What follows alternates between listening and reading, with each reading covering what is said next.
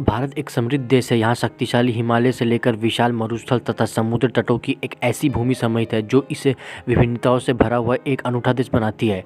इसी भारत के पूर्वी हिस्से से स्थित एक ऐसा राज्य जो अपनी अलग ही पहचान के साथ निरंतर आगे बढ़ता जा रहा है। इस खूबसूरत राज्य का नाम है पश्चिम बंगाल। पश्चिम बंगाल एक और जहाँ अपने साहित्य और कला के लिए विश्व प्रसिद्ध है, वहीं दूसरी ओर अपनी सबसे अलग संस्कृति और विरासत के लिए भी जाना जाता है। इस राज्य में कई ऐसे आकर्षक स्थान हैं जो एक रोमांचक अनुभव की प्राप्ति करवाते हैं। दक्षिणेश्वर काली मंदिर। पश्चिम बंगाल की राजधानी कोलकाता में स्थित विवेकानंद पुल के करीब हुगली नदी के किनारे पर दक्षिणेश्वर काली का प्रसिद्ध मंदिर विराजमान है।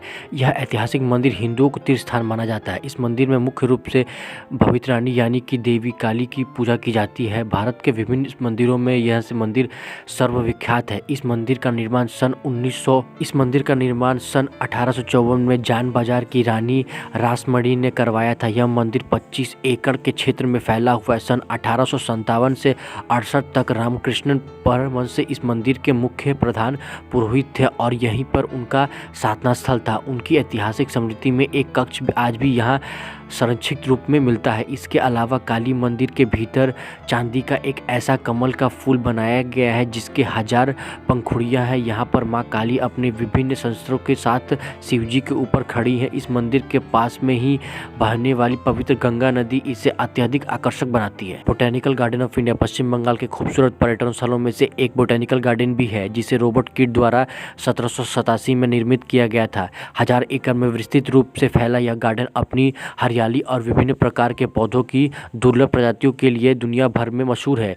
यहाँ पर अलग अलग प्रकार के पौधे विभिन्न रंगों और खुशबू के साथ खिले फूल, खूबसूरत प्राकृतिक दृश्य तथा शांत वातावरण यहाँ आने वाले हर पर्यटकों का मन मोह लेती है। हर प्राकृतिक प्रेमी अपने दिन का एक समय तो यहाँ पर अवश्य गुजरना चाहता है। इस उद्यान का नाम 25 जून 2009 को सर जगदीश चंद्र बासु जो कि एक वैज्ञानिक थे तथा बंगाल से विशेष संबंध रखते हैं के सम्मान में बदल दिया गया और इसका नया नाम जगदीश चंद्र बासु भारतीय वनस्पति उद्यान रखा गया है। दार्जिलिंग पश्चिम बंगाल का एक जाना माना पर्यटन स्थल है। यह वास्तव में एक नगर है जो कि दार्जिलिंग जिले का मुख्यालय है।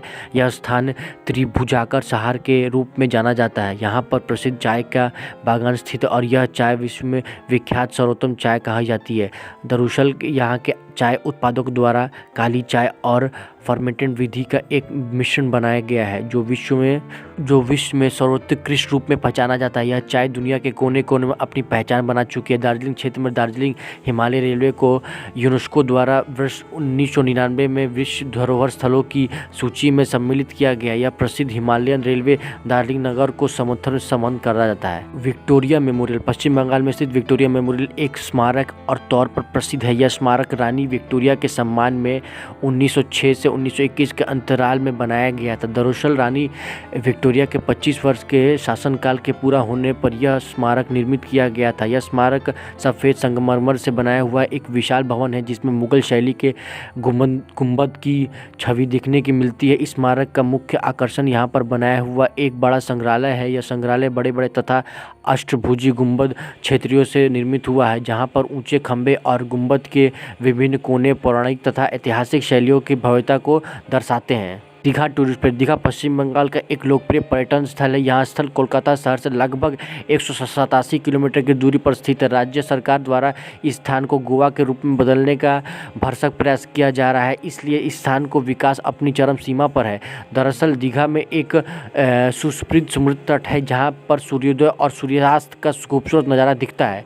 इसी बीच की खास बात यह है कि यहाँ पर पानी की लहरें अत्यधिक शांत भाव से बहती है और इसके कारण समुद्र तट से लगभग 1 किलोमीटर की दूरी तक यह समुद्र तैराकी के लिए सुरक्षा के लिहाज से उपयुक्त माना जाता है। इस स्थान का उल्लेख इतिहास में भी मिलता है और ऐतिहासिक रूप से इस जगह का नाम विरुकुल बताया गया है जिसकी खोज 8वीं सदी में अंग्रेजों द्वारा की गई थी। दीघा के प्रमुख समुद्री तट यहाँ पर मौजूद खजूर के पेड़, विभिन्न प्रकार की वनस्पतियाँ तथा मंदिर यहाँ के जीवन प्रकृति सुंदरता को दर्शाते हैं। सिलीगुड़ी पश्चिम बंगाल का एक नगर होने के साथ साथ पर्यटन स्थल के रूप में विकसित मुख्य स्थान है। यह नगर जलपाईगुड़ी जिले तथा दार्जिलिंग जिले के बीच में स्थित है जिसका जिसका आधा आधा भाग दोनों जिलों में आता है। वास्तव में सिलीगुड़ी सिक्किम तथा पश्चिम बंगाल के व्यापार के मुख्य केंद्र माना जाता है। यहाँ से जूट का व्यवसाय प्रमुख रूप से किया जाता है। भौगोलिक दृष्टि से यह नगर पूर्वोत्तर भारत के सबसे बड़े नगर गुवाहाटी के बाद दूसरे स्थान पर आता है, जो कि एक ओर से बांग्लादेश तथा दूसरी ओर से नेपाल की सीमा से जुड़ा हुआ है। पर्यटन के लिहाज से देखा जाए तो सिलीगुड़ी नगर महानंदा नदी के तट पर स्थित है। यह जलपाईगुड़ी से 42 किलोमीटर की दूरी पर स्थित है। आवागमन के प्रमुख केंद्र और पर्यटकों का मुख्य आकर्षण है। इस स्थान पर मुख्य रूप से चाय और इमारती लकड़ी के साथ कई वन्य जीव अभयारण्य भी स्थित है। इनमें सुंदरबन नेशनल पार्क, सुंदरबन पश्चिम बंगाल के दक्षिणी छोर पर गंगा नदी का एक डेल्टा क्षेत्र जो सरकार द्वारा पहले राष्ट्रीय उद्यान तत्पश्चात बाघ सुरक्षित क्षेत्र तथा बायोस्फीयर रिजर्व बनाया गया है। यहीं पर दुनिया का सिर्फ एक ही ऐसा नहीं डेल्टा है जहाँ पर बाघ मिलते हैं। दरअसल यह क्षेत्र मैंग्रोव के घने वनों से निर्मित है। यहाँ पर रॉयल बंगाल टाइगर का बसेरा है। यह लगभग 103 किलोमीटर की संख्या के आसपास रॉयल बंगाल टाइगर पाए जाते हैं। इनके अलावा विभिन्न परिक्षेत्र संस्कृत मगरमच्छ, लोमड़ी, जंगली सूअर, हिरण, समुद्र तटीय कछुए तथा अन्य जीव जंतुओं की अलग अलग प्रजातियां यहाँ पर मिलती है, जिस कारण इस क्षेत्र के सन 1984 में राष्ट्रीय उद्यान घोषित कर दिया गया था। सुंदरबन का यह क्षेत्र गंगा और ब्रह्मपुत्र नदी के डेल्टा से बना हुआ है। यहाँ पर विशेष प्रकार के सुंदरी वृक्ष पाए जाते हैं। इस वजह से इस स्थान को सुंदरबन कहा जाता है। दरअसल इस जगह को दुनिया का सबसे बड़े मैंग्रोव वन की ख्याति प्राप्त है। यह मैंग्रोव वन विस्तृत रूप से जल, दरअसल तथा जमीन पर फैला हुआ है और अपने अंदर कई सारे रहस्य को समेटे हुए हैं। गंगा सागर वैसे तो एक समुद्र तट है, परंतु इस स्थान को भारत के प्रमुख तीर्थ स्थानों में से सम्मिलित किया गया है, क्योंकि इस स्थान पर मकर संक्रांति के अवसर पर एक भव्य मेले का आयोजन किया जाता है, जहां पर हजारों की संख्या में श्रद्धालु गंगा जी का स्नान करने के लिए आते हैं। दरअसल इस स्थान पर भारत की सबसे पवित्र गंगा नदी गंगोत्री के प्रमुख ग्लेशियर से निकलकर विभिन्न पड़ावों को पार कर पश्चिम बंगाल में आकर सागर से मिल जाती है, जहां पर गंगा सागर में मिलती उस स्थान को गंगा सागर कहा जाता है।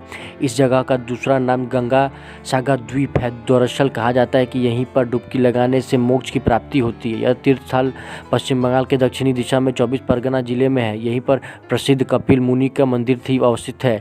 वास्तव में देखा जाए तो स्थान मुख्य रूप से एक टापू है जो गंगा के मुहाने पर बना हुआ है। कहा जाता है कि कई सालों पहले इस स्थान पर गंगा का एक बड़ी धारा सागर मिलती हुई दिखती है, परंतु अब इसका मुहाना काफ़ी पीछे हो गया है, जिस कारण द्वीप के आसपास में एक छोटी सी जलधारा है जो भी सागर पे मिल पाती है। यह स्थान एक पावन महत्व प्रसिद्ध है, अतः यह आकर आत्मिक शांति मिलती है, इसलिए इस स्थान के दर्शन अवश्य करने चाहिए। हावड़ा नाम जग प्रसिद्ध है। यह शहर पश्चिम बंगाल राज्य के एक बड़े औद्योगिक शहर के रूप में जाना जाता है। यह राज्य का दूसरा सबसे बड़ा शहर है। यह राज्य का दूसरा सबसे बड़ा शहर है जो कि हावड़ा जिले के मुख्यालय बताया जाता है। हावड़ा हुगली नदी के दक्षिणी छोर पर निर्मित एक शहर है जो कोलकाता के जुड़वा के रूप में प्रसिद्ध है।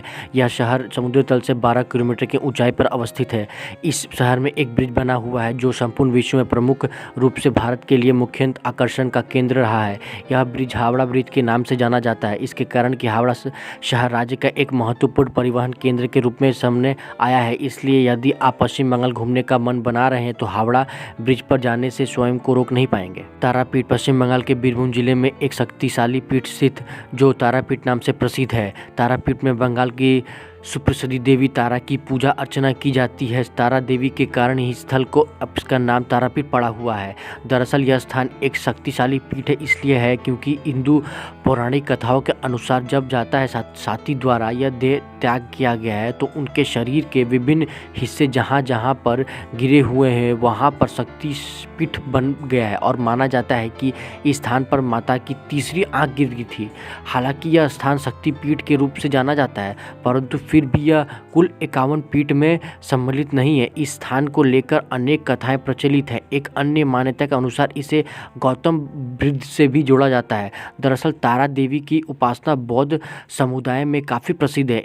इन सबके अलावा इस शक्तिपीठ की मुख्य विशेषता यह है कि यह माता तारा देवी की नवरात्रि की अष्टमी में 3 बार आरती की जाती है, जबकि बाकी पूरे वर्ष आरती सिर्फ 2 बार ही संपन्न होती है।